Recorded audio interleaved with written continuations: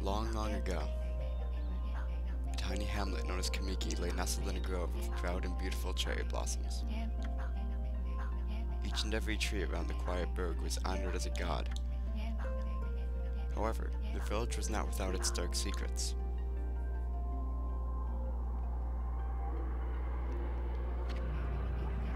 To satiate the appetite of Orochi, a fearsome cave-dwelling beast, a young maiden was offered as a sacrifice at the annual festival. With a body like a mountain and 8 heads mounted on necks the size of tree trunks, its blood-red eyes alone were said to curse anyone who gazed into them. No one dared disobey the horrific beast.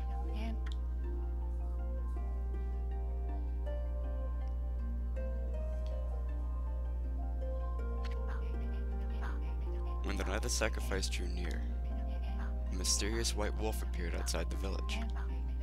This wolf, its coat as brilliant as snow, was dubbed Shiranui. The wolf kept a watchful eye on anyone who ventured outside the village, and made a habit of patrolling the streets at night. People assumed the wolf to be a familiar of Orochi.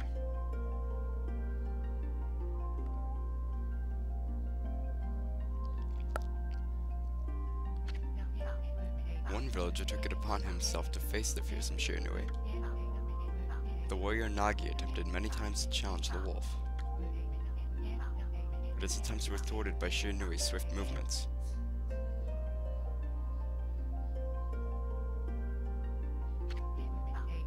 Before long, the night of the accursed festival had arrived. A white-plumed arrow heralded the coming sacrifice. Piercing the sky, the arrow sunk its shaft squarely into the home of Nami, the village's most beautiful maiden. Nagi, harboring a secret love for Nami, was enraged by this sign. Determined to put an end to Orochi once and for all, Nagi traveled to the beast's cave in place of his beloved.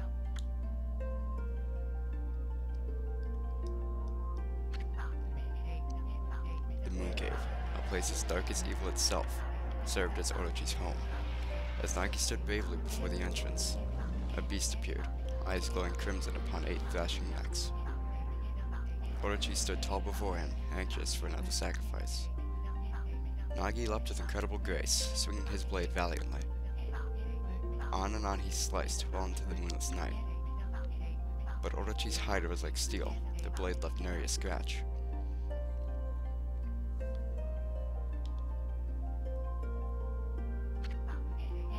At long last, Nagi, his energy spent from the intense battle, dropped to his knees, fatigued and gasping for breath. He knew he was staring death in the face. It was then that the wolf appeared. As if to protect Nagi, it stood its ground before Orochi. In the darkness of the cave, the wolf's coat shone brilliantly. Alas, it was Shiranui, the wolf that dwelled outside the village. Bearing its fearsome claws, Shiranui leapt towards Orochi. Orochi reared its terrifying head, readying its fangs for battle. The two beasts struggled wildly, thrashing in the darkness.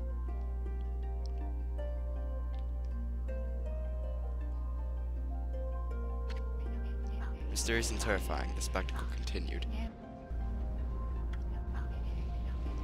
Shiranui summoned gusts of divine wind to counter Orochi's flames.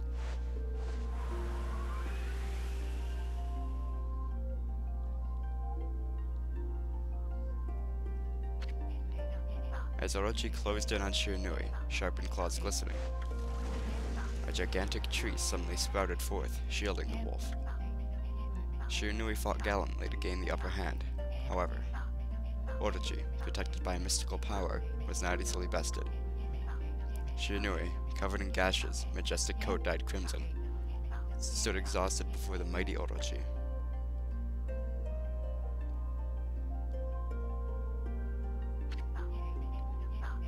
Orochi saw a chance to strike what would be the final blow, but Shiranui refused to give in.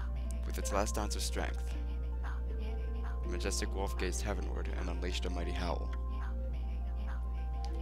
Suddenly, the black clouds overhead dissipated. The light from above glinted off Nagi's sword as a beacon of hope.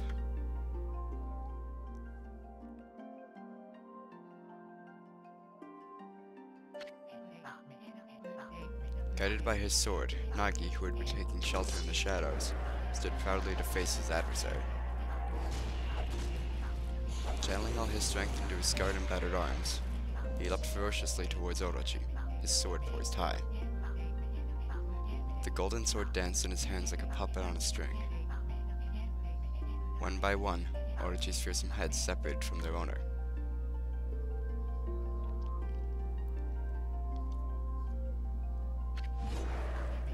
Orochi's broken body collapsed in a lake of its own blood. In that instant, the curse that plagued the villagers was lifted. As the battle subsided, the sun shone once again in the sky. Shiranui had succumbed to Orochi's poison and struggled to breathe. Nagi scooped the beast into his arms and returned to Kamiki.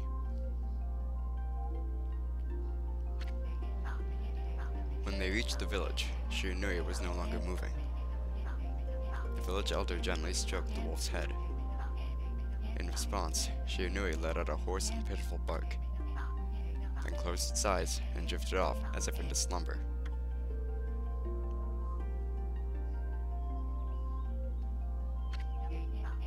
Peace had at last returned to Kamiki village. In honor of Shiranui's heroic exploits, the villagers erected a shrine and placed a statue of the wolf within it.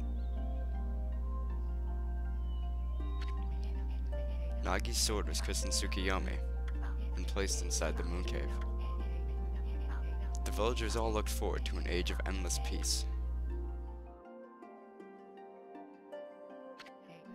However, this is not the end of the story. There's more to this tale than most people know. 100 years had passed since Nagi and Shiranui's heroic exploits. It happened so quickly that no one in the village even took notice.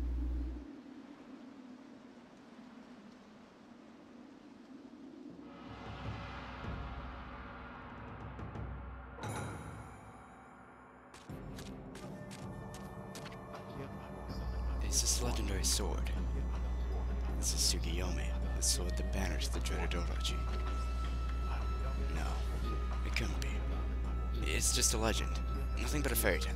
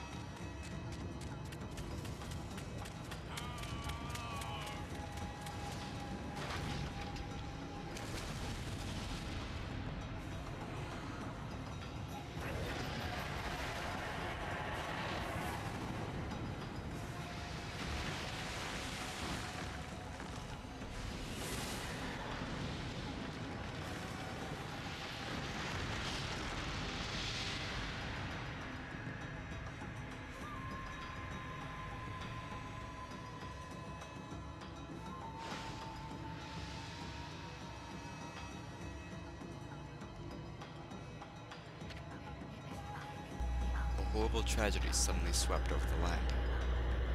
However, there is one village that seemed to escape the terrible curse. The tiny settlement of Kamiki Village enjoyed the protection of a sacred tree. It is here that the real story begins.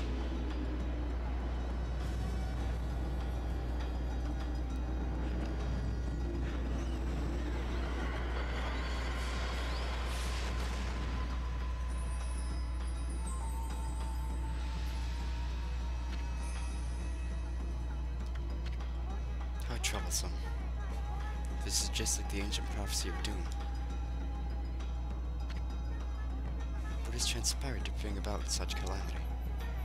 We must act quickly. There is no time to lose. My power has diminished over the years I've spent protecting this area.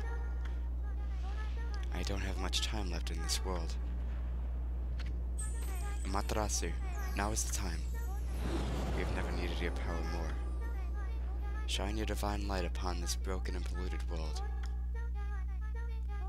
Let your heavenly rays become our hope as you guide us all.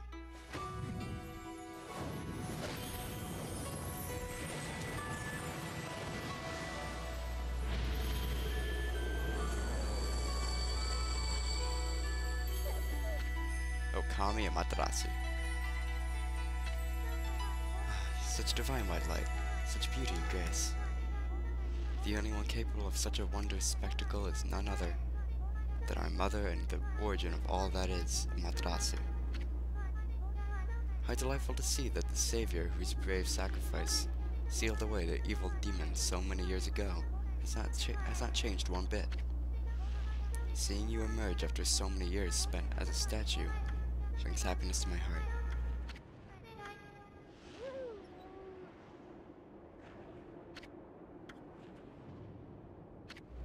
Amaterasu, gaze above you and take in the condition of the sky. Since your untimely departure from our midst, the world has succumbed to devious and vicious beasts. They have ravaged our fine and bountiful country of Nippon. But never have the circumstances been worse than they are at this very moment. Please use your powers to banish the darkness and punish those who would do us harm. What is this? Has something stolen its way into my robe?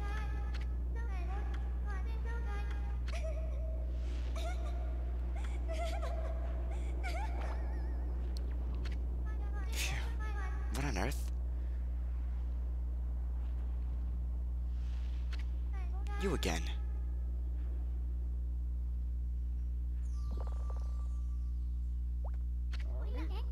Ow, ow, ow! Are you nuts? Boy, for a little thing, you should make a big fuss. I was just trying to make the conversation a little more interesting, that's all. Are you napping my clothes again, Bug? Bug? I told you 1,000 times not to call me that. I'm a wandering artist. The name's Isun.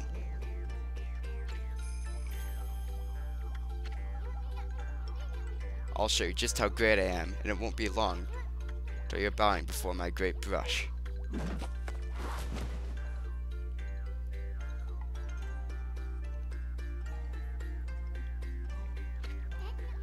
Well, what do you think?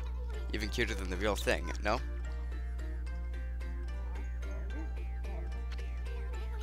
What's with you, Furball? You look kinda down in the dumps. Actually, you look kinda familiar. Got it! You look just like that statue of Shiranui. Whoa! What do you think you're doing? Are you crazy? A handsome guy like me should never be covered in wolf slobber. You'll regret messing with the great Isun. Don't make me use my prized sword, Dakamato, against you.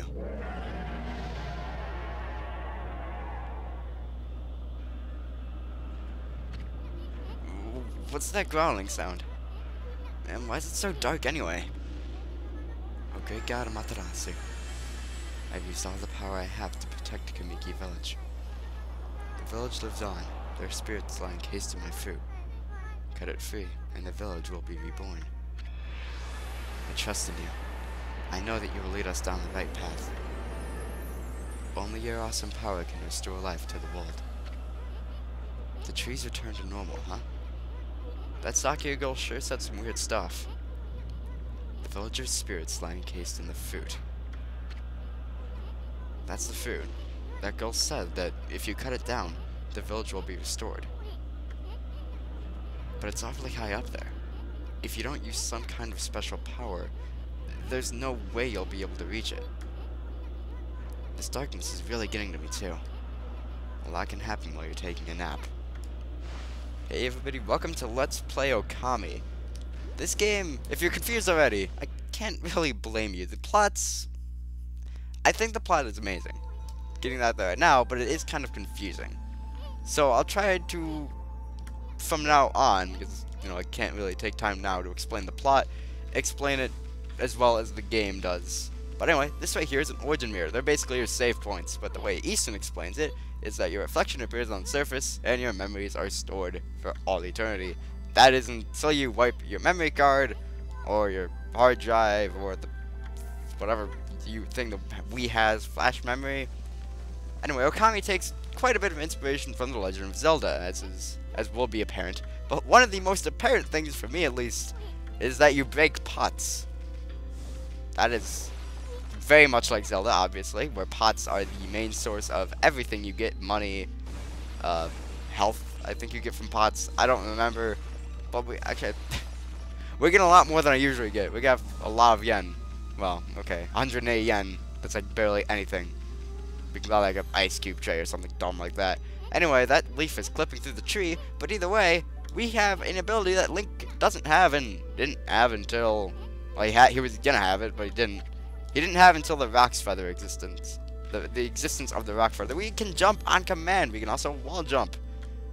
Good luck is found in high places, so keep your eyes peeled. We don't want to miss any treasure. Treasures such as this, we just run into it by shaking the Wii remote, and we get a Holy Bone. Holy Bones will heal us, but we haven't really taken damage yet or had the opportunity to take damage, so we can't really use it. But damage isn't a big deal in this game. Okami was released for 2006, I believe. Yeah, 2006. On the PS2, on the PS2.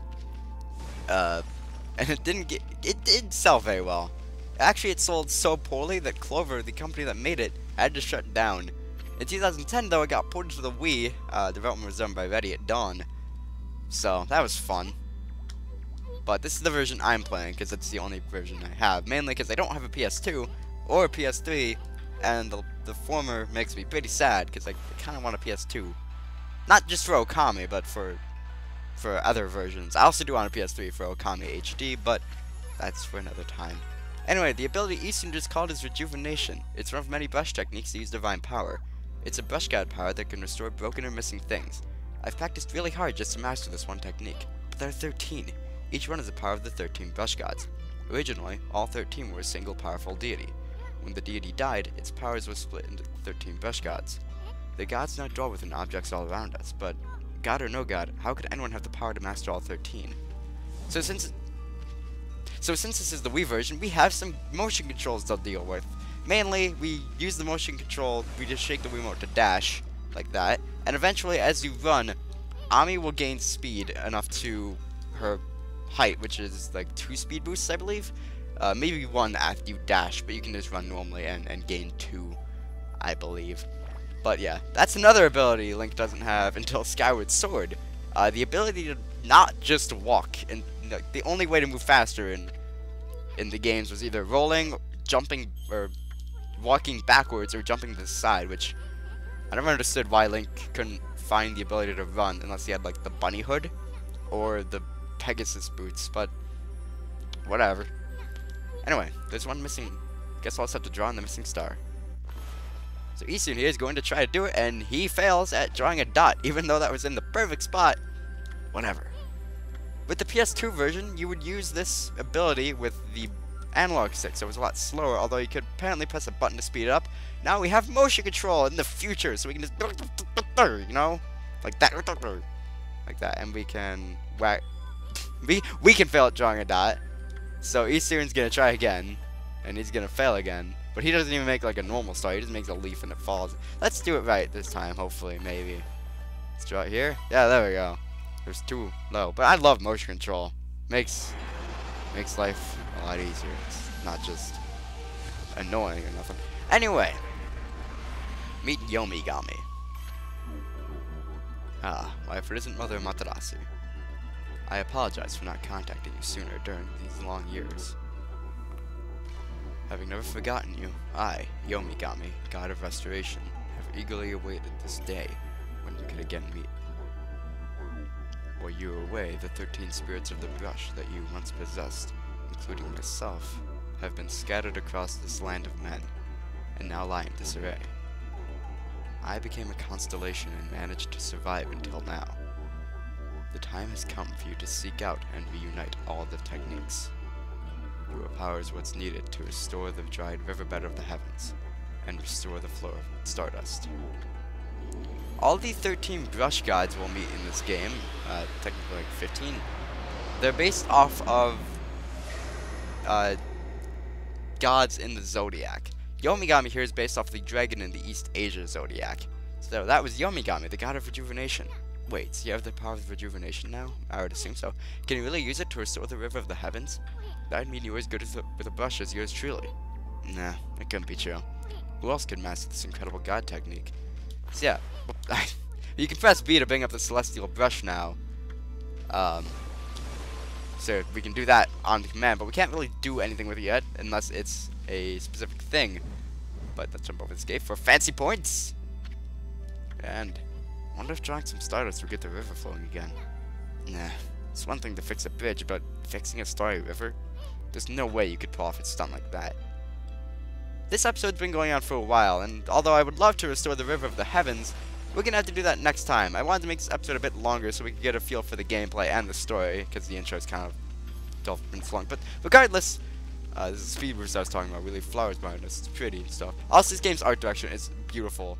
If you couldn't tell already, it's just everything about this game looks amazing, especially in the PS3 version. But we're not playing that. Like, look at this. But anyway, we're gonna have to end the episode here without me rambling a bit more.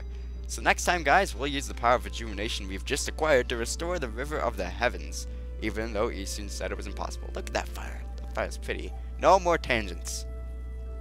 Except that fire is really pretty. Bye, everyone.